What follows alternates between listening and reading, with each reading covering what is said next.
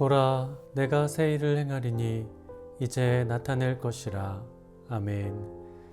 거룩하신 하나님, 언제나 주의 교훈으로 우리의 삶을 지키시고 살피시니 감사합니다. 주님의 모든 말씀 앞에서 겸손한 자가 되어 살기를 원합니다. 순종의 기쁨을 알아가게 하시고 경건의 능력 가운데 승리하는 삶이 되도록 인도하여 주시옵소서. 우리가 아멘으로 고백했던 모든 말씀을 우리의 삶 속에서 행하며 살아갈 수 있도록 성령으로 우리를 충만케 하여 주시옵소서. 예수님의 이름으로 기도합니다. 아멘. 할렐루야. 사랑하는 성도 여러분, 11월 27일 주일 아침 새벽 예배의 자리에 오신 모든 분들을 주님의 이름으로 사랑하고 축복합니다. 우리가 언제나 하나님을 향한 믿음 안에서 하나님이 우리에게 명령하셨던 것처럼 항상 기뻐하고 쉬지 말고 기도하고 또 범사에 감사하며 살아갈 수 있기를 주님의 이름으로 간절히 소망합니다. 여러분, 광고 하나 드리면 오늘 주일 예배 후에 재직 간담회가 있습니다. 오후 1시에 YM 예배실이죠. 성가대 연습실에서 재직분들과 함께 간담회가 있을 예정이니까요. 모든 재직분들 한 분도 빠짐없이 참석해 주셨으면 좋겠고, 또 그 자리를 통해서 풍성한 나눔과 또 대화가 이루어질 수 있기를 간절히 소망합니다. 자, 그리고 계속해서 우리 다니엘 위해서 기도해 주고 계시죠? 우리 다니엘 빨리 그 욕창이 치료돼서 다시 재활병원으로 이동할 수 있도록 위해서 기도해 주시고요. 또 그 모든 과정 속에서 우리 다니엘과 또 우리 간호하시는 오진희 집사님의 믿음이 흔들리지 아니하고 또 하나님 앞에서 더욱더 견고히 세워질 수 있도록 기도해 주셨으면 좋겠고요. 또 하나님 앞에 신실한 우리 간병인 빨리 만날 수 있도록 더불어서 함께 기도해 주셨으면 좋겠습니다. 자, 우리 이 시간 잠언 21장 말씀 함께 읽도록 하겠습니다. 제21장. 왕의 마음이 여호와의 손에 있음이 마치 본물과 같아서 그가 임의로 인도하시느니라.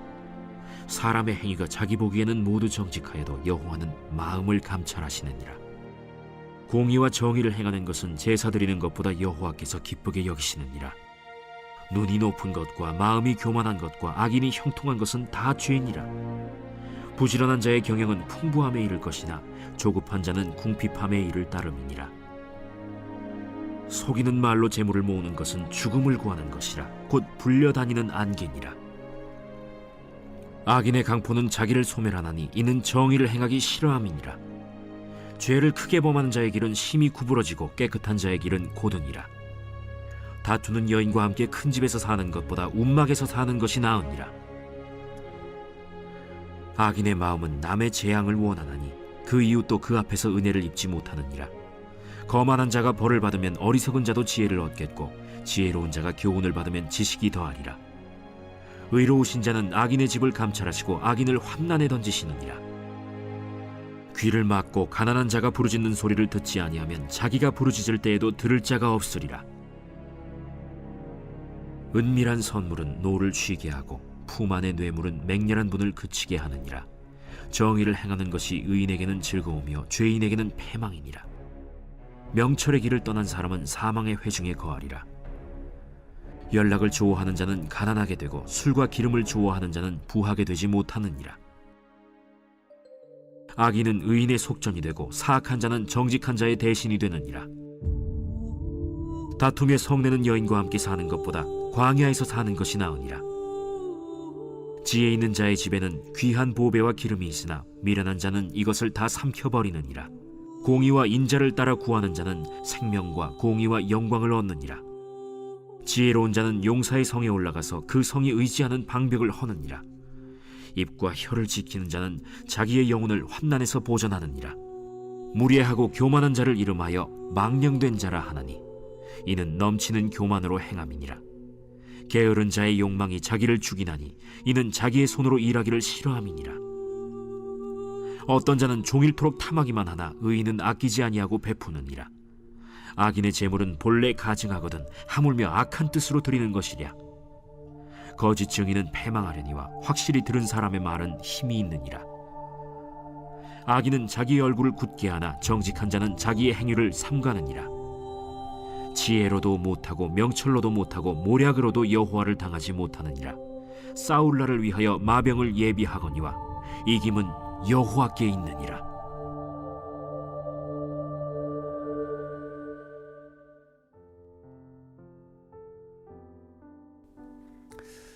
아멘.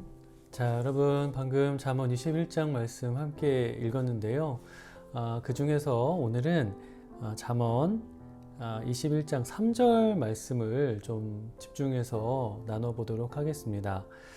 제가 말씀을 한번 읽어볼게요. 공의와 정의를 행하는 것은 제사 드리는 것보다 여호와께서 기쁘게 여기시느니라. 아멘. 자, 여러분, 이 잠언 21장 3절의 말씀을 우리가 이해하는 데 있어서 도움이 될 만한 그 다른 성경의 이야기가 있습니다. 아모스서에 기록되어 있는 말씀인데요. 그 말씀을 먼저 잠깐 살펴볼게요. 자, 아모스 5장 21절부터 24절 말씀입니다. 내가 너희 절기들을 미워하여 멸시하며 너희 성회들을 기뻐하지 아니하나니 너희가 내게 번제나 소제를 드릴지라도 내가 받지 아니할 것이요 너희의 살찐 희생의 화목제도 내가 돌아보지 아니하리라. 내 노랫소리를 내 앞에서 그칠지어다. 네 비파소리도 내가 듣지 아니하리라. 오직 정의를 물같이 공의를 마르지 않는 강같이 흐르게 할지어다. 자, 여러분, 이 말씀은 하나님께서 이 북이스라엘 백성들이 행했던 그 예배의 행태를 꾸짖는 말씀입니다. 이때는 여로보암 2세라는 왕이 북이스라엘을 다스렸던 시기인데요. 바로 이때가 북이스라엘의 최전성기였습니다. 영토가 굉장히 확장되어 있었고 또 경제적인 면에서도 엄청난 이 부유함을 누렸던 시기가 바로 이 시기였어요. 그래서 그러한 어떤 부유함 가운데 하나님께 드려졌던 제사, 그리고 해마다 지켜졌던 절기의 어떤 그 행사들은 굉장히 화려했습니다.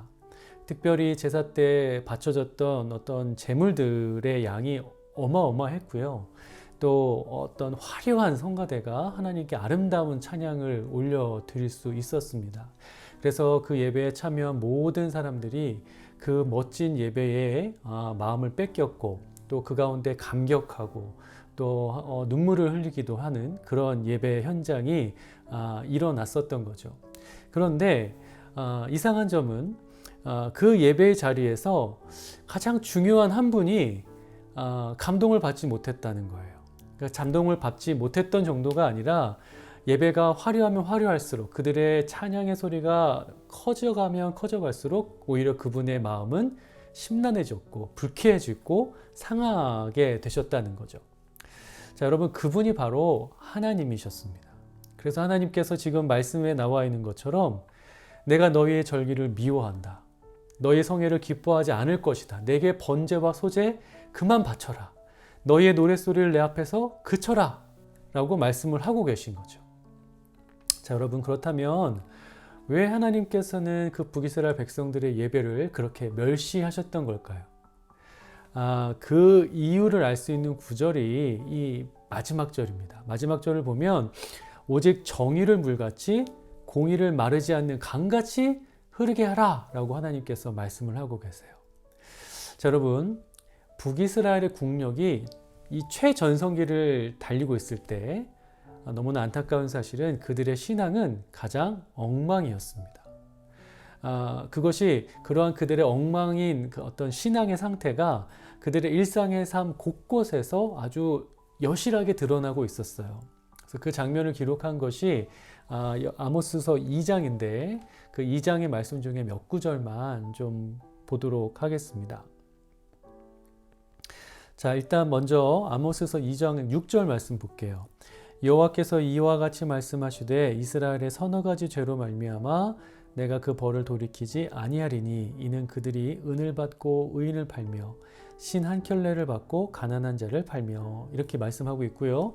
또 12절을 보면 그러나 너희가 나실 사람으로 포도주를 마시게 하며 또 선지자에게 명령하여 예언하지 말라 하였느니라 라는 말씀이 기록되어 있습니다. 자, 여러분 이 말씀을 보면 하나님이 이스라엘의 서너 가지 죄로 말미암아 그 벌을 돌이키지 아니하실 것이다 라고 했는데 여기서 말하는 이 서너 가지 죄라는 것은 정말 그들의 죄가 3개 또는 4개가 있었다는 뜻이 아니라 그들이 하나님께 심판받을 정도로 그들의 죄가 아주 관영했다라는 것을 표현하는 말씀입니다. 근데 그런 그들의 죄가 뭐였냐면 그들이 은을 받고 의인을 팔았다고 했어요. 아무 죄가 없는 사람을 그냥 돈을 받고 죄인으로 만들어버리는 일을 서슴지 않았다는 겁니다. 그리고 신 한 켤레를 받고 가난한 자를 팔았대요. 그 가난한 자를 얼마나 멸시했으면 그들의 인격을 존중하지 못했으면 고작 신발 한 켤레 값으로 사람을 주고 팔았겠습니까? 이러한 일들이 이러한 사회 정의가 완전히 무너졌던 시기가 바로 북이스라엘의 여로보암 2세의 시기였다는 거예요. 더 심각했던 문제가 있습니다. 아까 12절 말씀을 보면 너희가 나실 사람으로 포도주를 마시겠다고 했어요. 여러분 나실인이 어떤 사람이죠? 하나님께서 거룩하게 구별하신 사람입니다. 그런데 그 나실인은 하나님의 명령에 따라 포도주를 마시면 안 되는 사람이었어요. 그런데 그런 사람들을 불러다가 억지로 포도주를 마시게 했다는 겁니다. 이게 무슨 뜻이죠? 하나님의 말씀을 가볍게 여겼다는 거예요. 하나님의 권위에 도전하는 것을 두려워하지 않았다는 겁니다. 그리고 뿐만 아니라 선지자에게 명령해서 예언하지 말라고 했다고 기록하고 있어요. 여러분 선지자는 하나님의 말씀을 받아 그 말씀을 전하는 사람이었습니다. 그런데 그런 선지자들의 입을 막아버렸다는 건 무슨 뜻이죠? 그들이 하나님 말씀 듣기를 거부했다는 거예요. 하나님 말씀 듣기를 싫어했다는 겁니다. 하나님 앞에 교만한 마음을 품었다라는 것이죠. 다시 말하자면 그 당시 북이스라엘 사람들의 삶에서 하나님을 경외하는 모습을 정말 조금도 찾아볼 수가 없었다는 겁니다. 그런데 여러분 이렇게 한번 생각해 보십시오. 그렇게 살아갔던 북이스라엘 사람들이 하나님을 예배하는 자리에서는 어떠한 고백을 했을까요? 어떠한 모습을 보였을까요? 하나님 찬양합니다. 하나님이 나의 모든 것입니다. 하나님이 나의 주인이십니다. 주의 말씀에 순종하겠습니다. 이렇게 고백하고 찬양하면서 하나님께 제물을 바쳤을 거다라는 말입니다. 그런데 여러분 그들이 그 예배 자리에서 그렇게 제사를 드리면서 그러한 고백을 하면 할수록 그들은 하나님을 경홀히 여기는 자들이 되어갈 수밖에 없었던 거예요.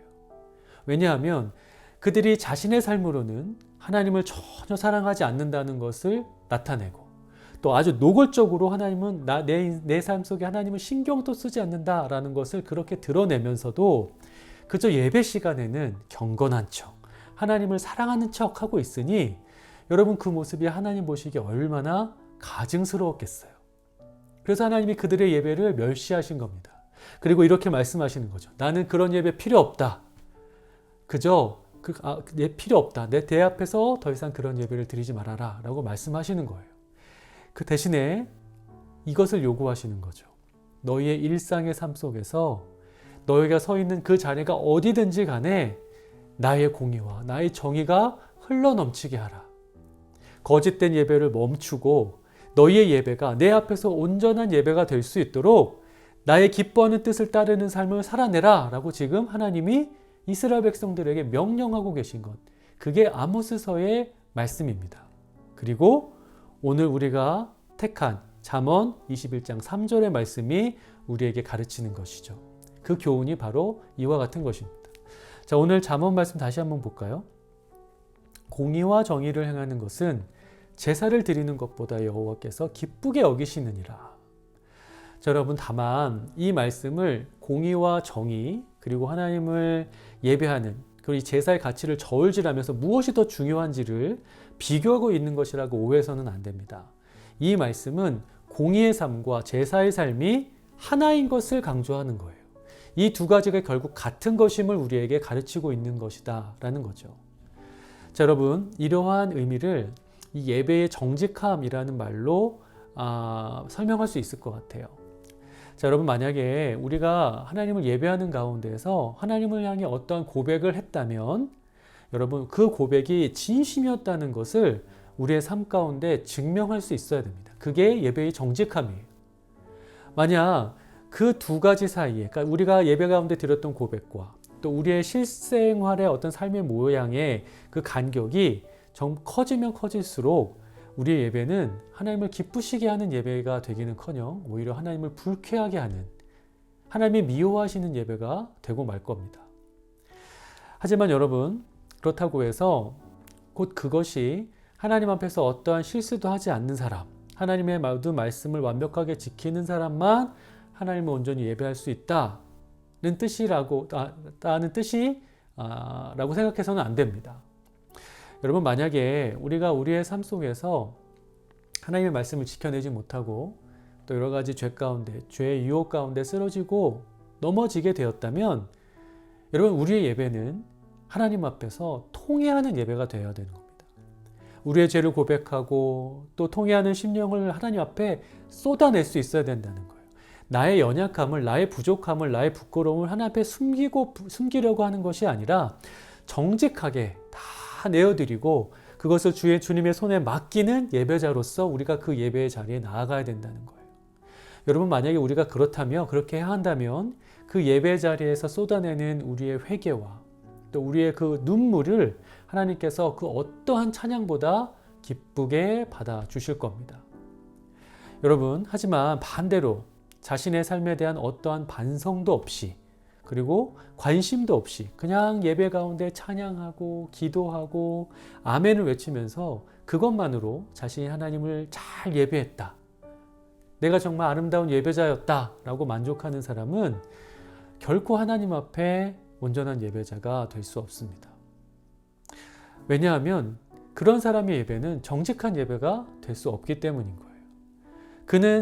여러분 그런 사람은 자기가 하나님을 예배했다라고 생각할지 모르겠지만 사실 여러분 그런 사람은 하나님을 예배한 게 아니라 예배 자체를 예배한 겁니다.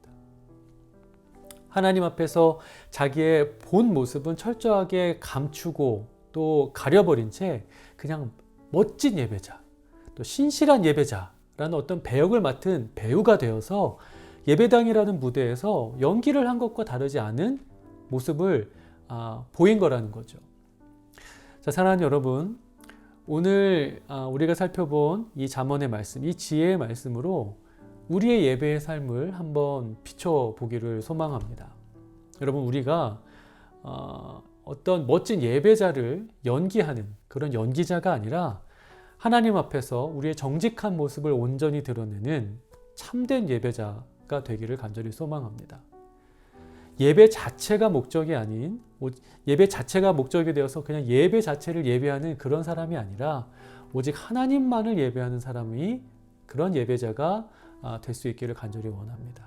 그래서 우리의 삶과 또 우리의 예배 가운데의 고백이 언제나 일치가 되고 또 우리의 예배가 하나님이 찾으시는 예배가 되고 또 우리가 하나님께 드리는 모든 찬양을 통해서 하나님의 마음이 기쁨으로 가득 차는 그러한 찬양을 드릴 수 있는 예배자들이 우리 모든 성도님들이 되실 수 있기를 주님의 이름으로 간절히 축원합니다. 자, 우리 시간 함께 기도하겠습니다.